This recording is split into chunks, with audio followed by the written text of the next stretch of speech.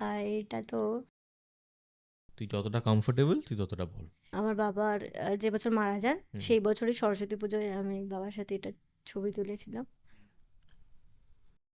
এই যে এই পুরো ফেজটা যে গেছে, তোর বাবা সাফার করছিলেন, তারপর উনি মারা গেলেন, তোকে মেন্টালি এফেক্ট করে। এই পুরো জিনিসটা কি তোকে মানুষ হিসেবে কি অনেকটা ম্যাচিওর করে দিয়েছে?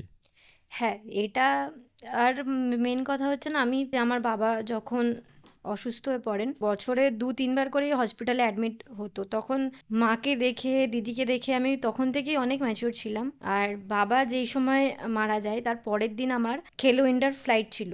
বাবা এখানে ছিলেন না, মুম্বাইতে ছিল। কারণ আমি প্রচুর বারণ করেছি যে তোমাকে কাজ করতে হবে না, তুমি বাড়িতে থাকো। হুম। তো উনি যায় ওখানে, তো মুম্বাইতে উনি মারা যান। যখন বাবা মারা গেছে আমি কাঁদিনি। মানে আমি আমি কাঁদলে মানে এগুলোকে কে হুম। সামলাবে? আমি মুম্বাই থেকে বাবাকে এখানে নিয়ে আসা, এয়ারপোর্ট যাওয়া, এয়ারপোর্ট থেকে ডেড বডি নিজে নিয়ে আসা। এয়ারপোর্টের লোক বলছে, যাও তুমি ওটা খুলে, কাফিনটা খুলে দেখো তোমার বাবা কিনা। আমি ওটা কি করে দেখবো তুমি হুম। বলো? এ প্রচণ্ড খারাপ গেছে। হুম। হ্যাঁ, আমি এখন আরও অনেক ম্যাচিওর হয়েছি। বাড়ির দায়িত্ব নিতে শিখে গেছি এখন হুম। অনেকটা বেশি।